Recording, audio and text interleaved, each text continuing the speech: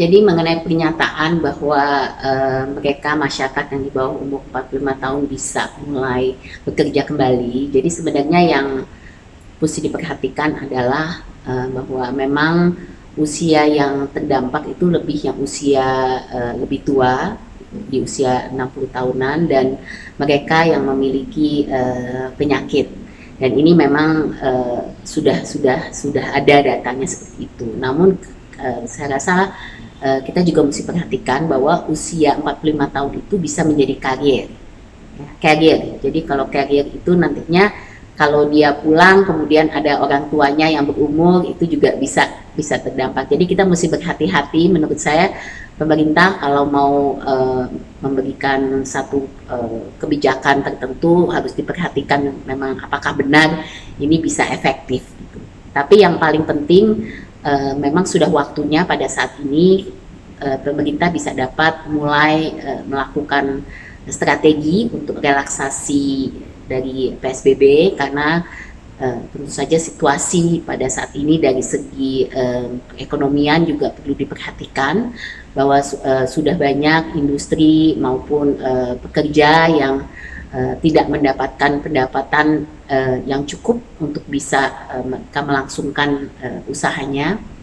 Untuk itu kami mengusulkan pada pemerintah untuk segera melakukan exit strategy. Jadi bagaimana penahapan untuk pembukaan daripada aktivitas ekonomi ini supaya bisa berjalan. Jadi ini harus berdampingan, bahwa dalam satu sisi wabah harus terus dikendalikan, tapi dari sisi yang lain kita juga harus memperhatikan bagaimana aktivitas ekonomi bisa mulai kembali bergulir.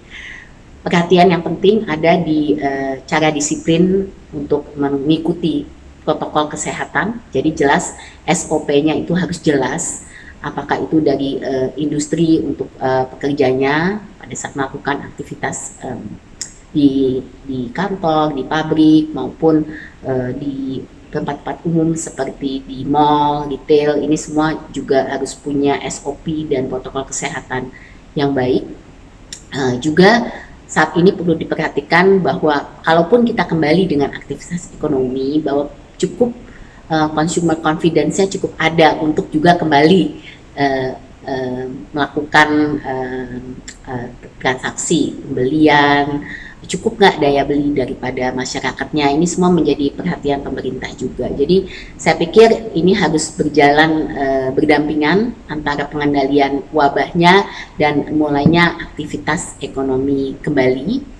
Dan kebijakan ini juga harus dibuat terkoordinasi. Saya rasa koordinasi adalah kata-kata kuncinya, baik dari pemerintah pusat maupun pemerintah daerah, untuk memberikan informasi yang jelas kepada masyarakat agar tidak tumpang tindih, agar tidak menimbulkan misperception atau miskomunikasi dari informasi-informasi yang keluar di media. Demikian.